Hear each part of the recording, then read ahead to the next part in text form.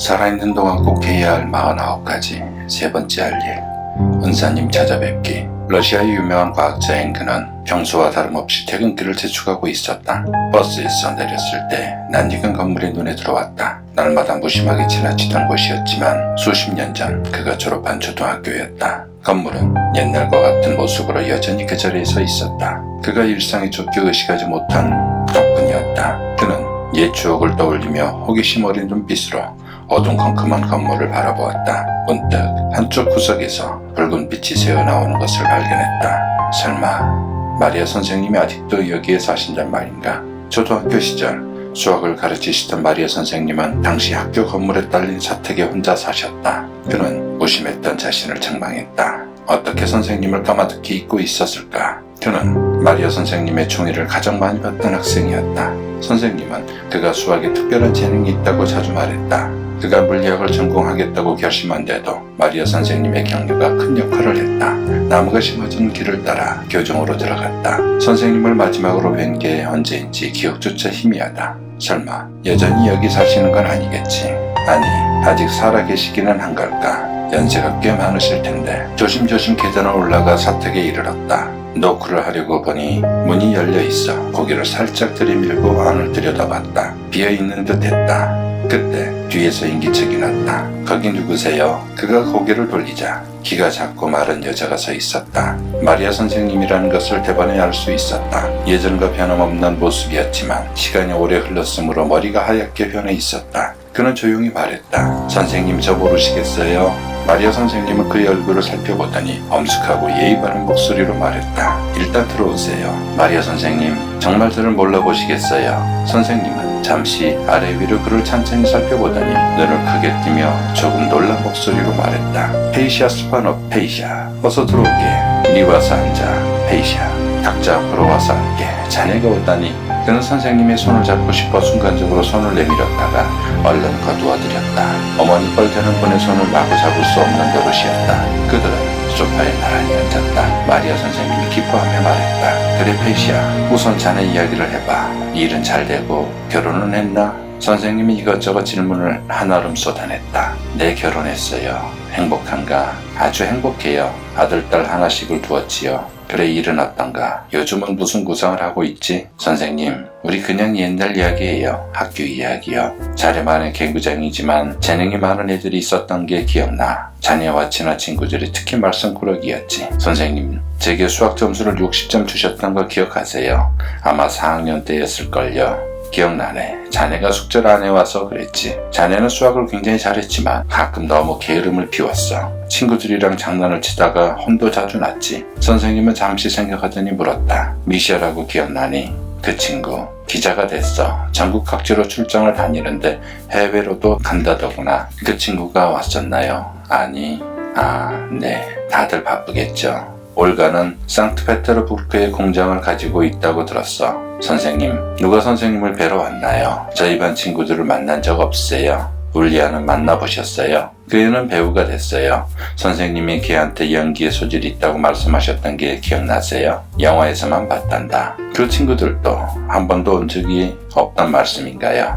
그래, 안 왔단다. 그래도 편지는 자주 받으셨겠죠. 학교를 졸업한 후에는 직장 때문에 뿔뿔이 흩어졌지만 모두들 선생님께 정말 감사한 마음을 갖고 있었거든요. 아니, 페이시아. 선생님이 고개를 저으며 말했다. 하지만 샤샤는 자주 온단다. 그 애는 아주 힘들게 살고 있지. 그 아이는 자주 와. 잠시 대화가 끊기고 어색한 순간이 이어졌다. 그는 선생님의 눈길을 따라 책꽂이로 시선을 옮겼다. 눈에 익은 책이 보였다. 자신이 쓴 양자물리학에 관한 전문적인 내용의 학술서였다.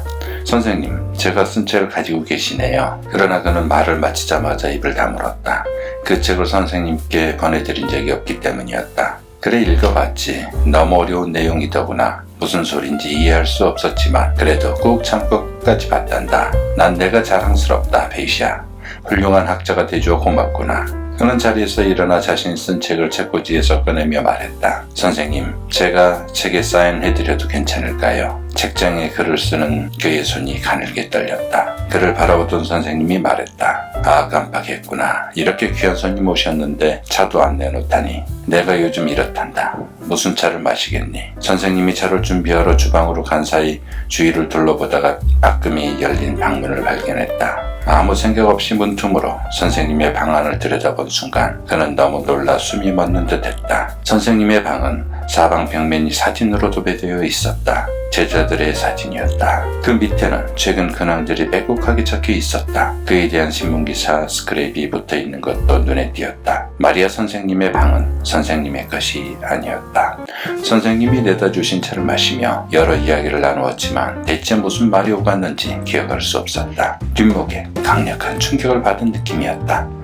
그는 선생님과의 대화를 서둘러 마치고 방을 나섰다. 선생님이 학교 밖까지 배웅해 주셨지만 그동안 그는 아무 말도 할 수 없었다. 선생님을 마주볼 용기가 나지 않아 고개를 푹 숙이고 걸었다. 그때 마리아 선생님이 걸음을 멈추더니 조심스레 물어왔다. 베이시야, 솔직하게 말해주렴. 내 책에 내 영향이 조금이라도 있었니? 선생님, 그게 무슨 말씀이세요? 선생님이 안 계셨다면 오늘날 선생님은 그 큰 눈빛으로 그를 바라보며 말했다.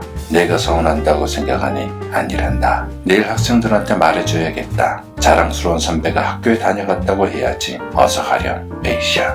앞으로 더 많은 일을 해내기 바란다. 부디 행복하고. 선생님과 헤어진 그는 힘없이 거리를 걸어갔다. 한참 걷다 뒤를 돌아보았더니 마리아 선생님은 아직도 교문 옆에 서 있었다. 얼굴이 화끈거렸다. 그는 선생님께 편지를 쓰고 싶었지만 그 생각마저 부끄러웠다. 오래전에도 편지를 쓰겠다고 결심했다가 유야무야 넘어간 게 한두 번이 아니었다. 집 근처에 도착했을 때 우체국을 발견할 수 있었다. 그는 무거운 마음으로 우체국에 들어가 마리아 선생님께 전보를 보냈다. 마리아 선생님이 받은 전보에는 단 한 줄의 글만이 쓰여 있었다. 선생님, 저희를 용서하세요. 그 시절 기억 속에 선생님이 떠오르나요? 머뭇거리지 마세요.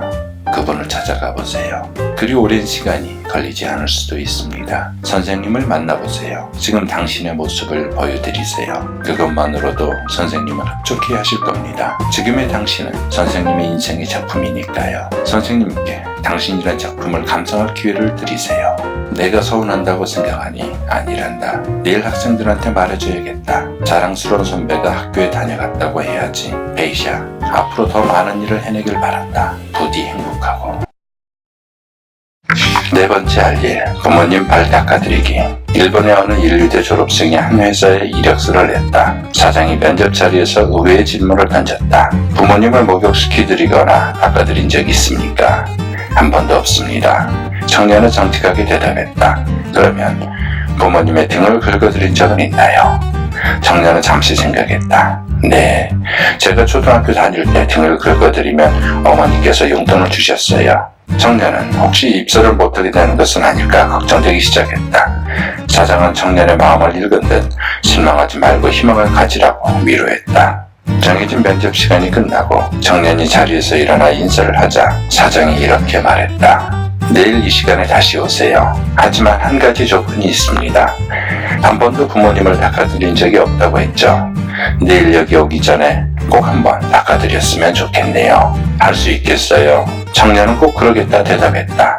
그는 반드시 취업을 해야 하는 형편이었다. 아버지는 그가 태어난 지 얼마 안 돼 돌아가셨고 어머니가 품을 팔아 그의 학비를 댔다. 어머니의 바람대로 그는 도쿄의 명문대학에 합격했다. 학비가 어마어마했지만 어머니는 단 한 번도 힘들다는 말을 한 적이 없었다. 이제 그가 돈을 벌어 어머니 은혜에 보답해야 할 차례였다. 청년이 집에 갔을 때 어머니는 일터에서 아직 돌아오지 않았다. 청년은 곰곰이 생각했다. 어머니는 하루 종일 밖에서 일하시니까 틀림없이 발이 가장 더러울 거야. 그러니 발을 닦아드리는 게 좋을 거야. 집에 돌아온 어머니는 아들이 발을 씻겨드리겠다고 하자 의아하게 생각했다. 갑자기 발을 왜 닦아준다는 거니?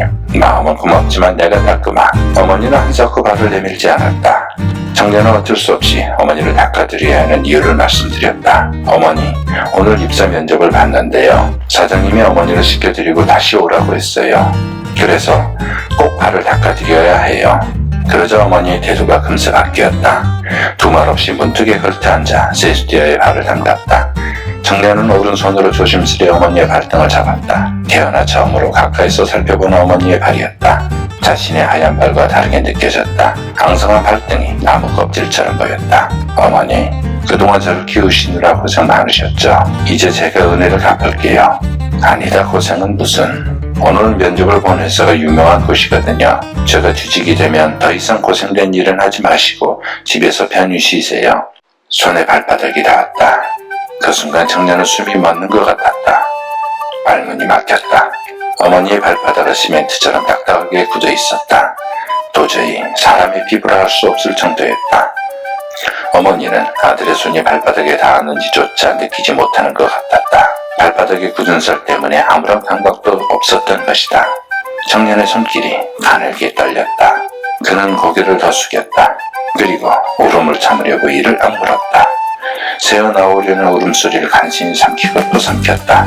하지만 어깨가 들썩이는 것은 어쩔 수 없었다. 한쪽 어깨에 어머니의 부드러운 손길이 느껴졌다. 청년은 어머니의 발을 끌어안고 목을 놓아 구슬피 굴기 시작했다. 다음날 청년은 다시 만난 회사 사장님께 말했다. 어머니가 저 때문에 얼마나 고생하셨는지 이제야 알았습니다. 사장님은 학교에서 배우지 못했던 것을 깨닫게 해주셨습니다. 정말 감사드립니다. 만약 사장님이 아니었다면 저는 어머니의 발을 살펴보거나 만질 생각을 평생 하지 못했을 거예요. 저에게는 어머니 한 분밖에 안 계십니다. 이제 정말 어머니를 잘 모실 겁니다. 사장은 미소를 지으며 고개를 끄덕이더니 조용히 말했다. 인사부로 가서 입사 수속을 밟도록 하게. 세상에는 이런 사람이 있습니다. 당신에게 옷을 더 껴입으라고, 조심하라고 늘 끊임없이 부탁하죠. 당신은 짜증스럽지만 따뜻함도 느낍니다. 돈이 없을 때 그는 항상 돈 버는 일이 쉽지 않다며 당신을 훈계합니다. 그러면서도 당신에게 돈을 쥐어줍니다. 이런 사람들을 우리는 부모라고 부릅니다. 부모님의 또 다른 이름은 희생입니다.